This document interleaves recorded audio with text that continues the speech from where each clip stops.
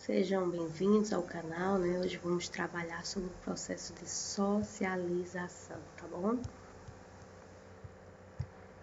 Então vamos dar início, né, a mais uma nossa aula remota, tá bom? Hoje temos como tema socialização.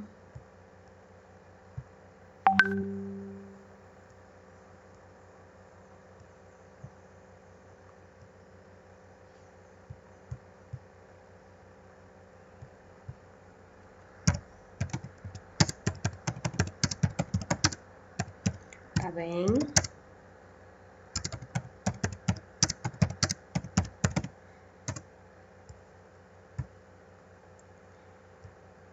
Então vamos iniciar, tá bom?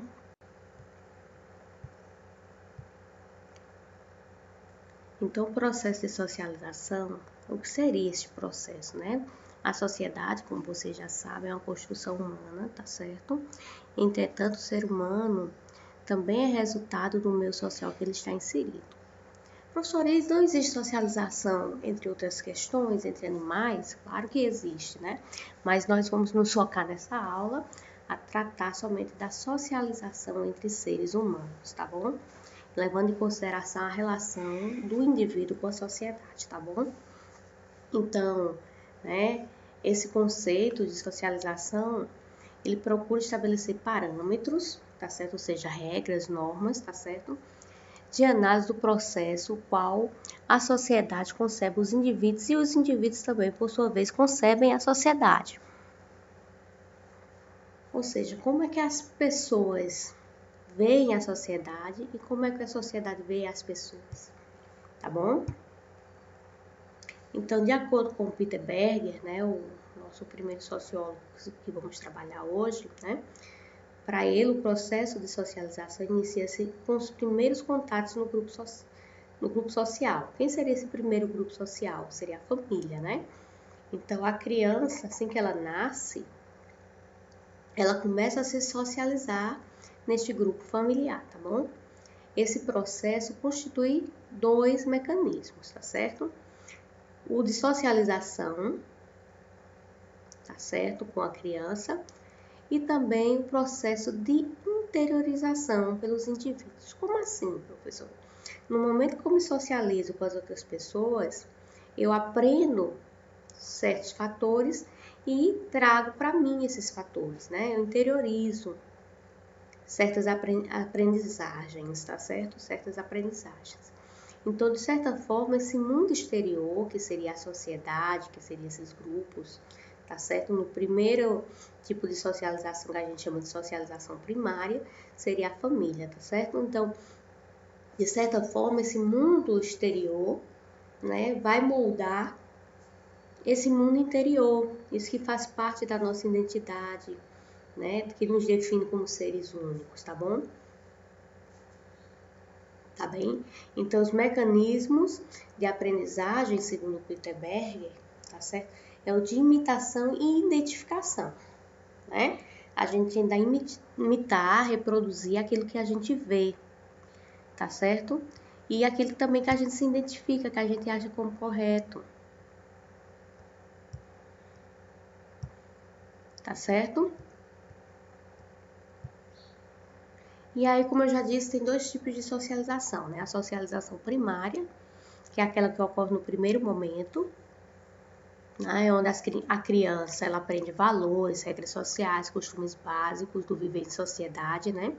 E aí essa socialização primária se dá dentro do ambiente familiar, tá certo? É lá que ela aprende a se comportar na sociedade, é lá que ela sabe o que pode e o que não pode fazer, tá bom? Seria esse primeiro contato, né, da criança com sua família. Já a socialização secundária, né, a criança ela já tem essa educação familiar, tá certo? Que é o que a gente chama, né, de educação não formal, que seria educação doméstica, tá bom? E aí ela passa a ser educada o quê? Ela agora passa a se socializar com outros grupos maiores, né? Como a escola, como o pessoal da igreja. Então, é um processo de socialização que vai aumentando dependendo das esferas sociais, dependendo dos grupos, tá bom? o que na primeiro momento quem fazia era a família, neste momento agora vai ser feito por quê? Por outros grupos sociais, o qual a criança faz parte, né? E aí esses laços sociais, eles vão aumentando, né? E ele sai de dentro do ciclo familiar, tá bom? E aí, dentro desse contexto, entra o que a gente chama de agentes de socialização. O que são os agentes de socialização? Tá certo? São justamente aquelas pessoas que vão produzir, né, com que a socialização ocorra, as pessoas que fazem parte das instituições. Tá bom?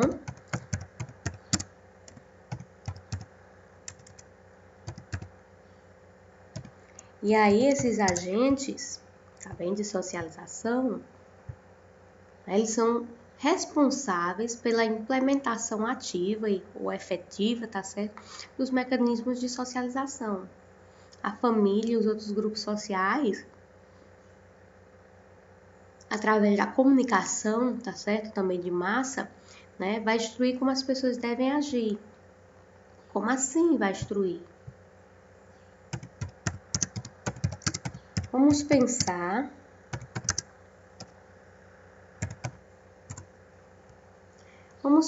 vamos ver na família, né? O que é que acontece quando a criança faz algo que o grupo familiar acha inadequado, né? Dá uma lapadinha na criança, reclama, não faça isso está errado, né? Então, o que são isso, né? São formas que esses agentes de socialização estão implementando, tá certo? Os mecanismos sociais, tá certo?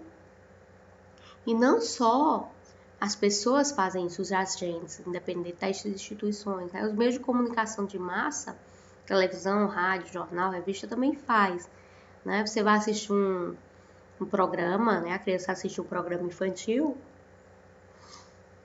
Então, no programa infantil tá lá, você pode isso, você não pode aquilo, isso é perigoso, não faça isso, peça para um adulto fazer, né?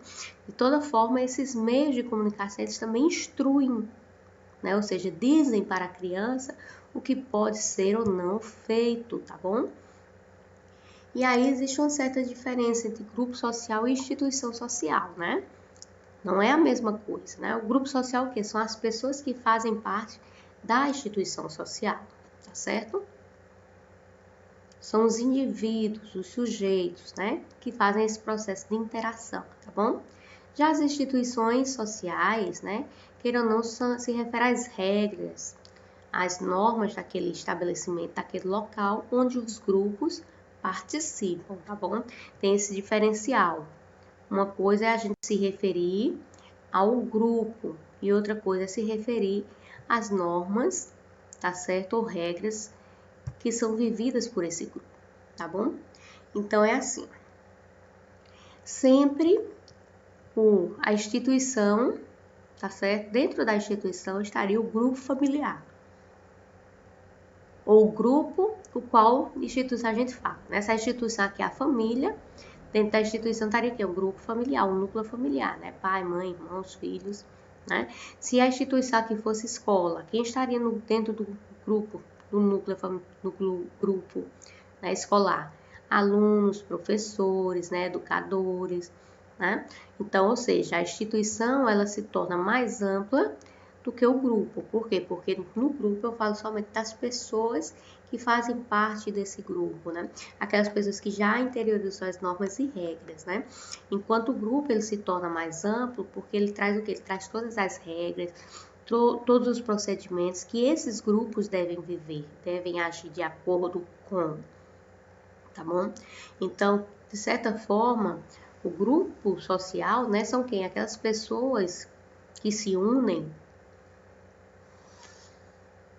e que têm objetivos comuns, tá certo? Tem objetivos parecidos, forma de interagirem, de viver em grupo, né?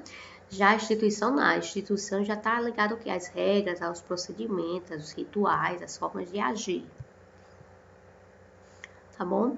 E aí a gente entra num processo bem interessante que é o processo de interação social. A gente não pode pensar que ocorre o processo de socialização sem ocorrer a interação social, né? Para você se socializar com outras pessoas, de certa forma, você tem que interagir com essas pessoas.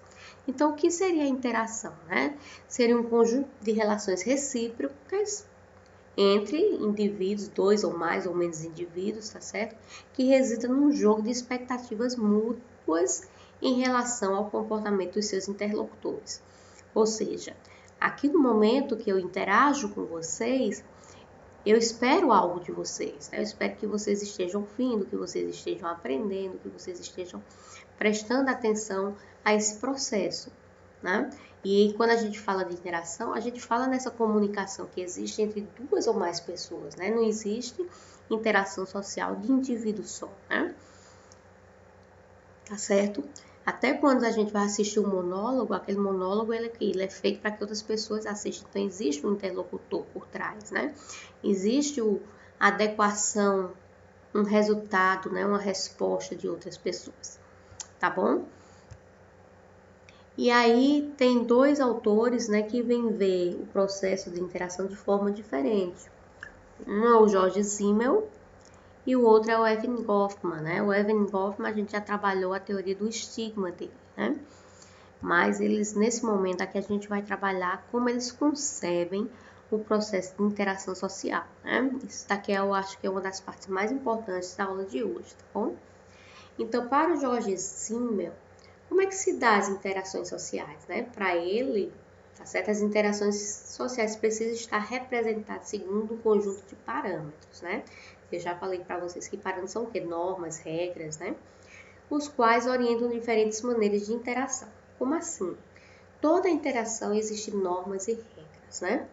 Ou seja, tem a hora da pessoa falar, a hora de ouvir, né? Se eu estou aprendendo algo interagindo através de um jogo, então o jogo tem regras, né? Se vocês estão jogando um jogo de futebol, tem regras, não posso jogar de toda forma, né? Tem regras, tem normas, que é o que eles chamam de parâmetro, né? Se eu for num restaurante, né? Então tem todo um conjunto também de regras, eu tenho que chegar, sentar, chamar o garçom, pedir, né? Se eu for para a escola, eu tenho que chegar no horário da escola, no horário que eu quero, né? Aí eu peço a licença para entrar, não é isso? Tenho que me portar de acordo com o que é, tá certo? Percebido dentro daquele local, né? Eu vou para a igreja, eu não vou de todo jeito, né? Dependendo da igreja, tem a vestimenta adequada, né? Para se ir, né? Tem a forma de sentar, tem as horas de ficar em pé, tem horas que eu posso cantar alguma coisa que eu não posso, né? Tem a hora de eu cantar e de eu não cantar, não posso fazer o que eu quero. Então, esses parâmetros, né? Essas normas criadas pelas instituições, né? Elas é que vai determinar o que? As maneiras de interação do indivíduo com o mundo, tá certo? E no momento que ele vai interagindo com esse mundo, o que que acontece? Ele vai aprendendo formas de agir. E essa aprendizagem que ele aprende, tá certo? Isso ele vai levar para a vida toda. Porque é isso que vai fazer com que a gente chame de processo de, tá certo? Justamente de interiorização. E aí o que que acontece? Dentro do que ele vive, ele aprendeu e agora ele começa a agir de acordo com aquilo que ele aprendeu.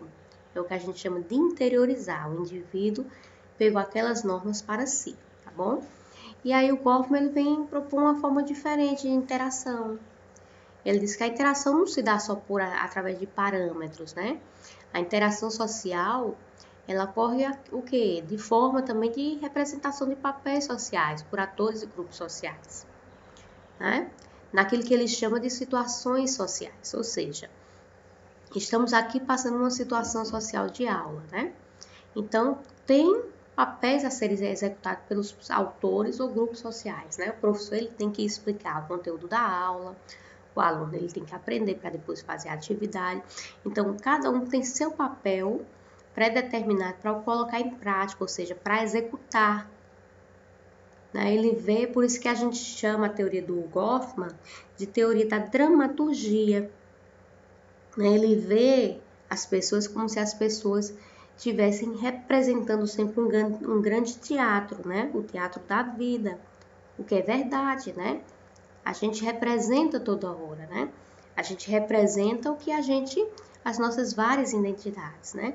Sala de aula você representa a sua identidade de aluno, né? Dentro de uma igreja você representa a sua identidade de membro daquele grupo, né? Da família, sua identidade é de filho, ou de pai, ou de irmão, né? Então você tem papéis diferentes. E toda hora a gente está representando esses papéis, independente da situação social que a gente está vivendo naquele momento, né?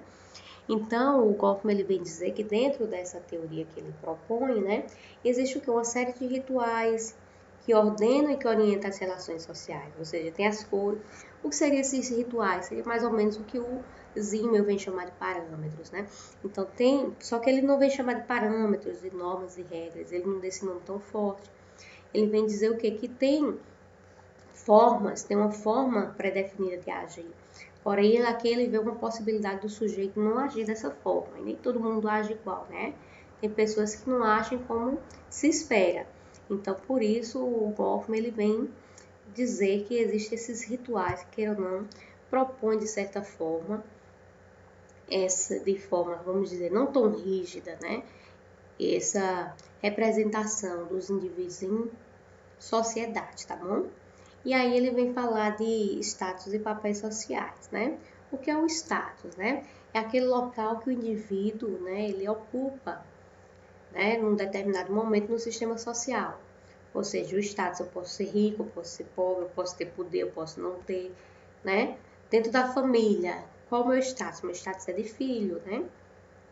Tá certo? Quem é o status de poder? O pai, a mãe, né? Mas se eu sou o filho mais velho, já tenho um status de poder sobre os irmãos mais novos. Então, status seria isso. Seria relacionado um pouco ao lugar que você ocupa naquele local, né? E sempre um local de poder, um local, tá certo? Um lugar de poder, tá bom? Já o papel se designa ao conjunto de atitudes, valores e comportamentos, tá certo? Atribuídos pela sociedade a cada um dos indivíduos que ocupa aqueles estados, né? Ou seja, é aquilo que se espera que os indivíduos façam, né? É tanto que a gente faz quando as pessoas não estão seguindo de acordo com o que a gente quer, né? Cumpra seu papel, faça seu papel, desempenhe o seu papel, né? Desempenhe o papel de aluno, desempenhe seu papel de filho, né? Tá certo? Ou seja, em outras palavras, né? Cumpra aquilo que está pré-determinado na sociedade para você, tá bom?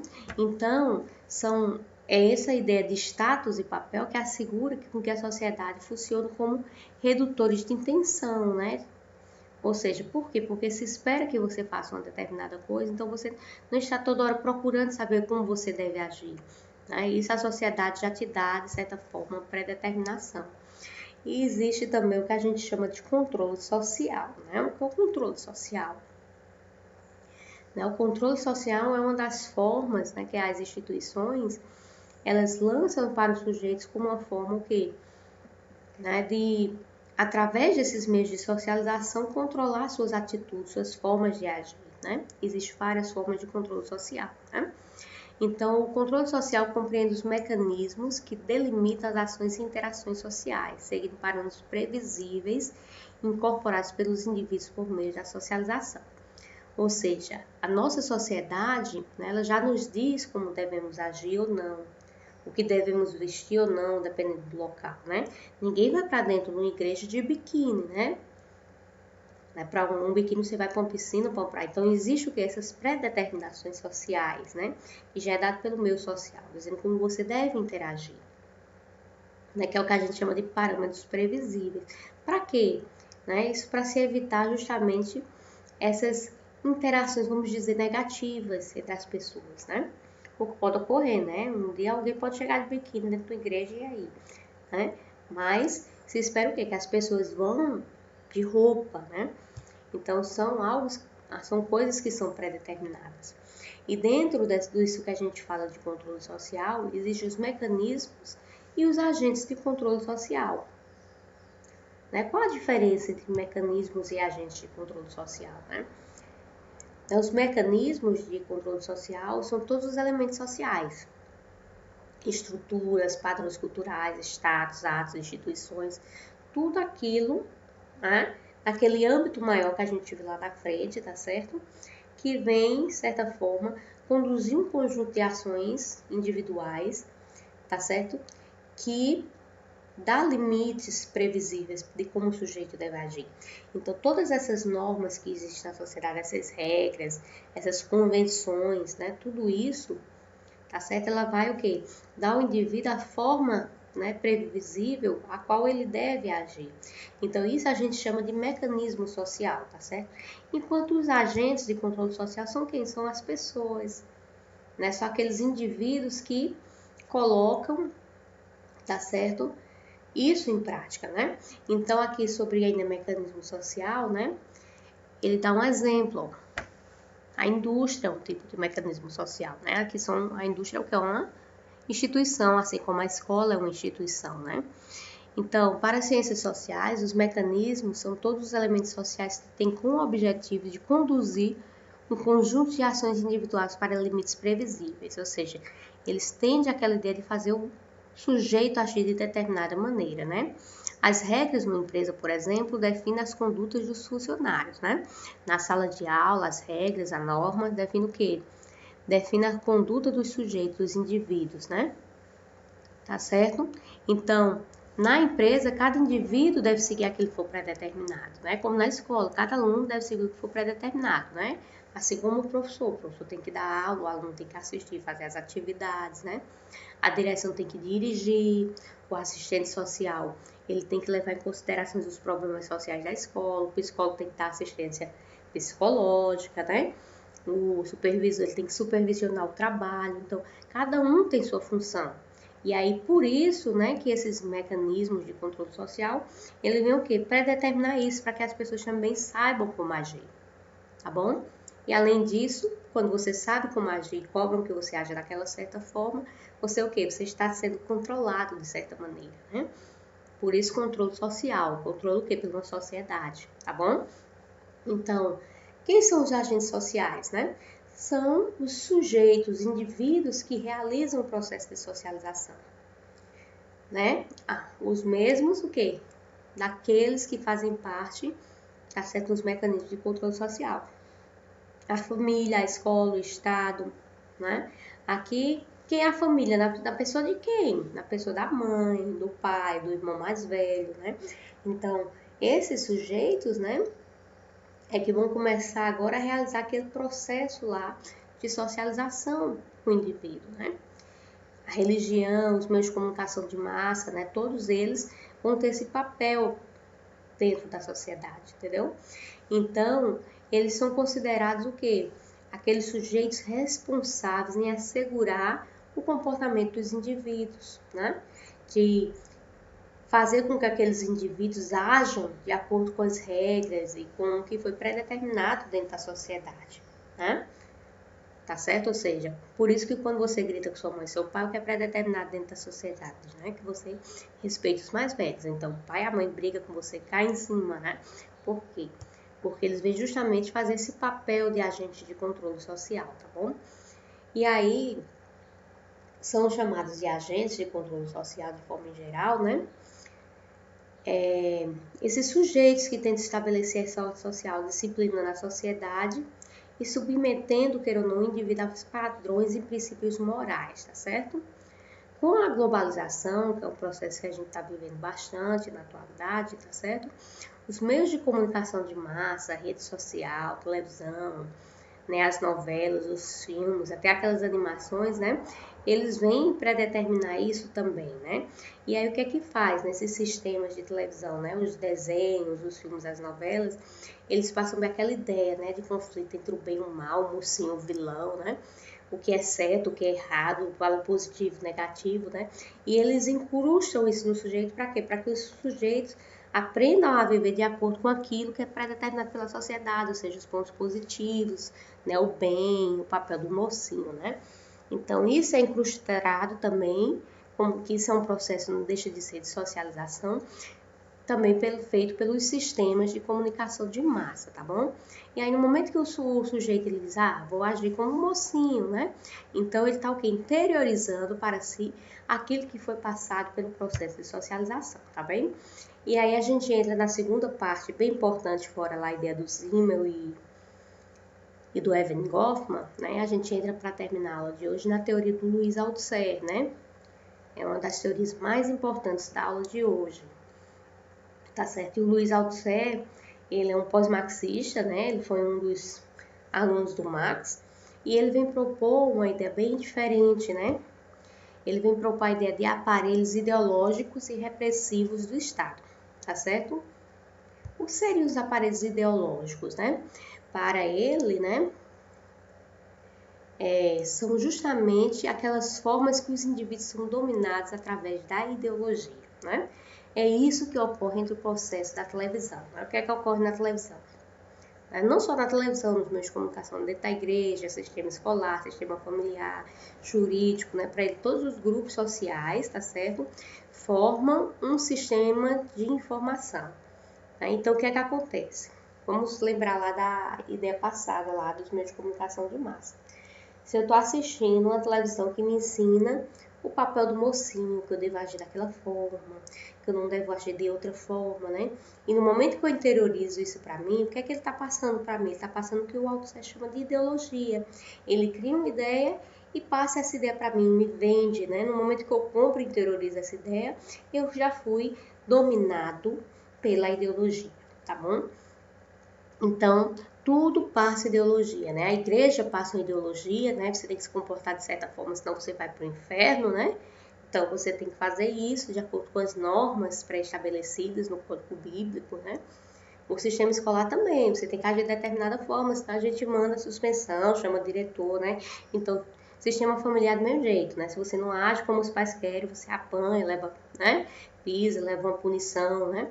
E assim na sociedade como tudo, né? O sistema jurídico também, se você não agir de acordo, você vai preso. Então, todos esses sistemas, eles vêm agir dessa forma, tá bom? Vem dizer, predeterminar como vocês devem agir ou não, tá bom?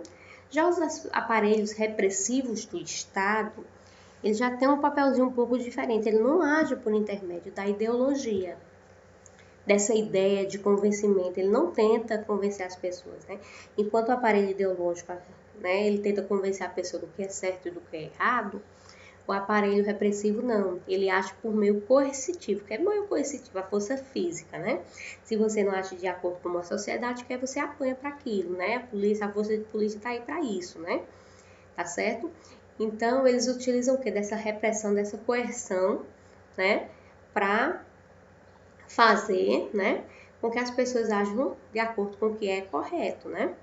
Então, também as instituições também funcionam dessa forma, sim. O exército, a polícia, os tribunais, né, quando ele vai fazer se você vai preso ou não, as prisões, né, funcionam dessa forma, né, através da violência, da força física, né. As escolas também, só que as escolas, né, muitas vezes essa violência, ela vem camuflada, né, o que é o bullying entre os alunos, né, queira ou não, não deixa de ser uma forma, né, de poder coercitivo, repressivo sobre o sujeito, sobre o diferente, né, que nem dizer, só você torna igual a gente se enquadra, ou então você vai sofrer dessa violência, né? Então, queira ou não, os aparelhos coercitivos, ele tem esse papel, né, de forçar, mas forçar não através de convencer você, mas através de uma certa violência que te obriga a agir de determinada forma, tá bom? Aqui uma imagenzinha discutindo um pouco isso, e a nossa parte expositiva da aula de hoje fica por aqui, tá bom?